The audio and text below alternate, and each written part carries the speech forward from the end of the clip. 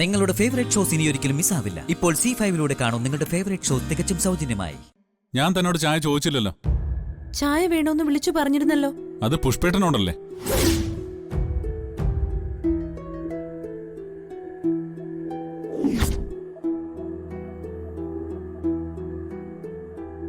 ഈ ഷർട്ട് പ്രസാദേട്ടന് ഇഷ്ടമുള്ളതല്ലേ? പിന്നെന്താ ഇടാഞ്ഞത്? എനിക്കിന്ന് ഇതാ ഇടാൻ തോന്നിയത്.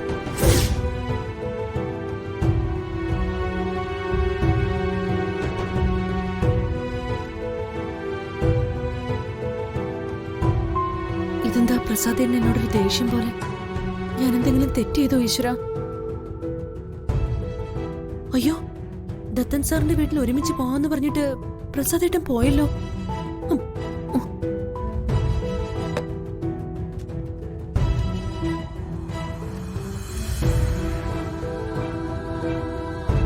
ആ ശരി ശരി.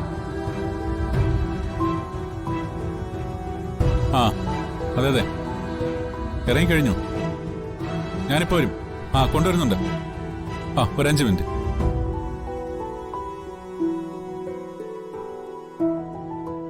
പ്രസാദേട്ടാ,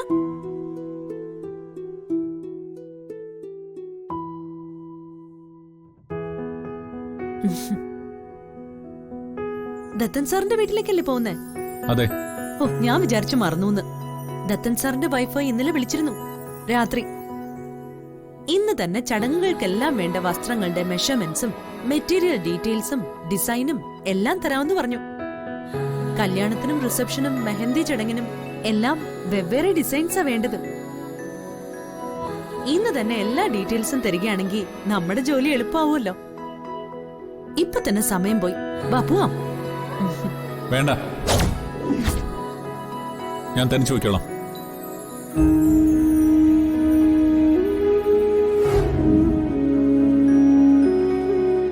താൻ ബുദ്ധിമുട്ടണമെന്നില്ല. എനിക്കെന്ത് ബുദ്ധിമുട്ട്? നമ്മള് രണ്ടുപേരും കൂടി പങ്കിട്ട് ചെയ്യേണ്ട ജോലിയല്ലേ? എന്റെ ഭാഗം ഞാൻ ചെയ്യുന്നേ ഉള്ളൂ. എന്താന്ന് വെച്ചാൽ ഞാൻ ചെയ്തോളാം. പുഷ്പൻ ചേട്ടനും കൂടെ വന്നോളും. പുഷ്പൻ ചേട്ടാ. പുഷ്പൻ ചേട്ടൻ അതിന് എന്തറിയാം? ഡ്രസ്സിന്റെയും മേക്കപ്പിന്റെയും മറ്റൊരുക്കങ്ങളുടെയും കാര്യങ്ങള് ഞാൻ നോക്കുന്നതല്ലേ നല്ലത്. എങ്കി പിന്നെ പ്രസാദേട്ടന് ധൈര്യമായിട്ട് ഇവന്റിന്റെ കാര്യങ്ങൾക്ക് ഓടി നടക്കാമല്ലോ. വാ പോവാം. വേണ്ട,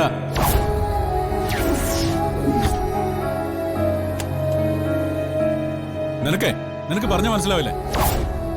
അതോ ചെവിക്കകത്ത് ഈ ഉരുക്കി ഒഴിച്ചിരിക്കാണോ? ഒരു കാര്യം 10 പ്രാവശ്യം പറഞ്ഞാലും തനിക്കകത്ത് കേറില്ലെന്ന് വെച്ചാൽ എന്താ ചെയ്യാ? അല്ല, എന്താ നിന്റെ വിചാരം? ജീവിതത്തിൽ ആദ്യമായിട്ടാണ് പ്രസാദ് ഒരു ഇവന്റ് മാനേജ്മെന്റ് ചെയ്യുന്നതെന്നാണോ? നീ വരുന്നതിന് മുമ്പും വൃത്തിയായും വെടുപ്പായും പല ഇവന്റ് ഞാൻ നടത്തിയിട്ടുണ്ട്. അതുകൊണ്ട് ഒരുപാട് ഇങ്ങോട്ട് പഠിപ്പിക്കാൻ വരണ്ട. നീ ഇല്ലെങ്കിലും എനിക്കെല്ലാം ചെയ്യാൻ അറിയാം. പുഷ്പൻ ചേട്ടാ.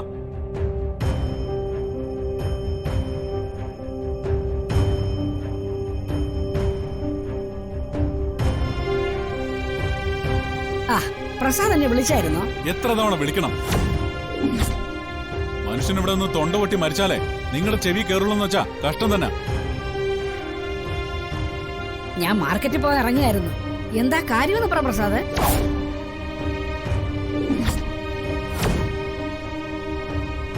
ഇത് പിടിക്കേ, വണ്ടി കയറി. എന്നിട്ട് എങ്ങോട്ടാ? നരകത്തിലോട്ട്. അഡ്രസ് റോഡ് മാപ്പ് തന്നാലേ നിങ്ങൾ വണ്ടി കയറത്തോളുന്നുണ്ടോ? കേറങ്ങോട്ട്.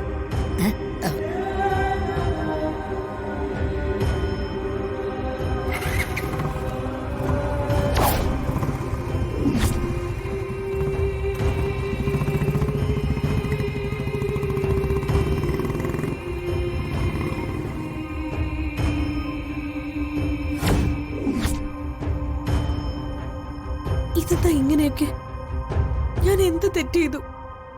എന്റെ ഈശ്വര, കഥ മാറുകയാണല്ലോ. ശത്രുവിനെ എങ്ങനെ കീഴടക്കണമെന്നുള്ളത് പട്ടാളക്കാരനറിയാം. ഇതിനെക്കാട്ടി വലിയ തീവ്രവാദികളെ ലോകത്ത് പിടിച്ചവനാണ് ഈ ഞാൻ.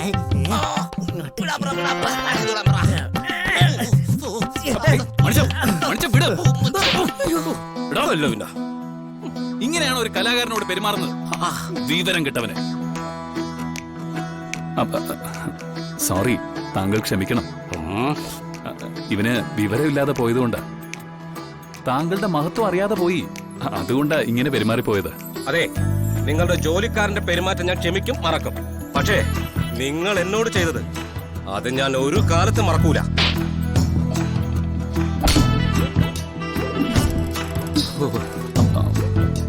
അയ്യോ, ഐ എം എക്സ്ട്രീംലി സോറി.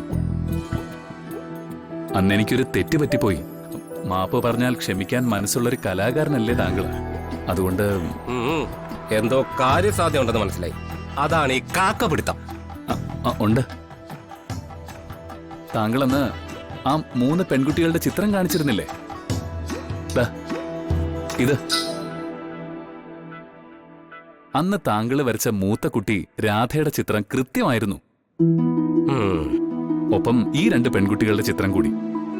അതായത് വളർന്നതിന് ശേഷമുള്ള അവരുടെ ഇന്നത്തെ രൂപം എങ്ങനെയാണെന്ന് ഒന്നുകൂടി ഒന്ന് വരച്ചു തരണം പ്ലീസ്. വൈ എന്ന് പറഞ്ഞ് ഒഴിയരുത്. ഒരിക്കലും ഞാൻ വരച്ചിരുന്നു. അന്നത് നോക്കാൻ പോലും നിങ്ങൾ തയ്യാറായില്ല. ഇനിയിപ്പോ എന്നെപ്പോലെ ഭ്രാന്തില്ലാത്ത മറ്റാരെങ്കിലും വിളിച്ച് വരപ്പിച്ചാൽ മതി. പ്ലീസ്, അന്നത്തെ കാര്യത്തിന് ഞാൻ ക്ഷമ പറഞ്ഞില്ലേ? പ്രതിഫലത്തിന് വേണ്ടിയല്ലേ നിങ്ങൾ ജോലി ചെയ്യുന്നത്? ഒരിക്കൽ വരച്ചു കഴിഞ്ഞിരുന്ന ഈ പെൺകുട്ടികളുടെ ചിത്രങ്ങൾ വീണ്ടും വരയ്ക്കുന്നതിന് എന്ത് പ്രതിഫലം വേണമെങ്കിലും ചോദിക്കാം. തരാൻ ഞാൻ റെഡിയാ. ശരി, എങ്കിൽ ഒരു ചിത്രത്തിന് 1 ലക്ഷം രൂപ വച്ച് തരണം. എന്താ, പറ്റോ? 1 ലക്ഷം രൂപ എങ്കിൽ പിന്നെ പടം വരെ നിർത്തി ബാങ്ക് കൊള്ളടിക്കാൻ വെക്കൂടെ നിനക്കൊക്കെ? അതെ, ഞാൻ ജോലിക്കാരനോടല്ല പറഞ്ഞത്, യജമാനോടാ. വേണ്ട സാർ, ഇത് വലിയ അക്രമമാണ്. സാരമില്ല, ഇത് ഞാൻ സമ്മതിച്ചിരിക്കുന്നു. നിങ്ങൾ പറഞ്ഞ പ്രതിഫലം ഞാൻ തന്നിരിക്കും. ഈ പടങ്ങൾ എത്രയും വേഗം തന്നെ വരച്ചു തന്നിരിക്കണം, ഉടൻ തന്നെ. ശരി, വരച്ചു കഴിഞ്ഞു വരാം. അപ്പോഴേ കാശ് റെഡിയാക്കി വച്ചിരുന്നാ മതി.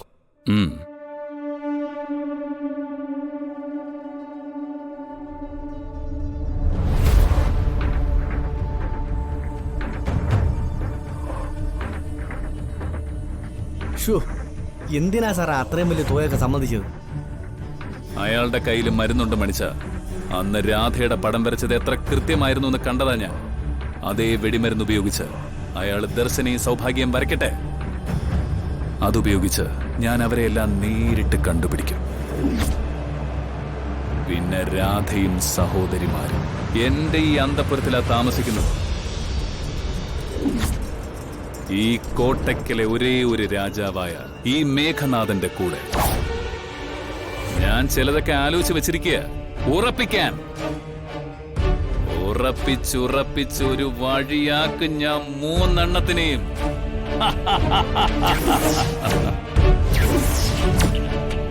ഡൗൺലോഡ് ചെയ്യൂ C5 ആപ്പ്. കാണൂ എല്ലാ എപ്പിസോഡുകളും സൗജന്യമായി.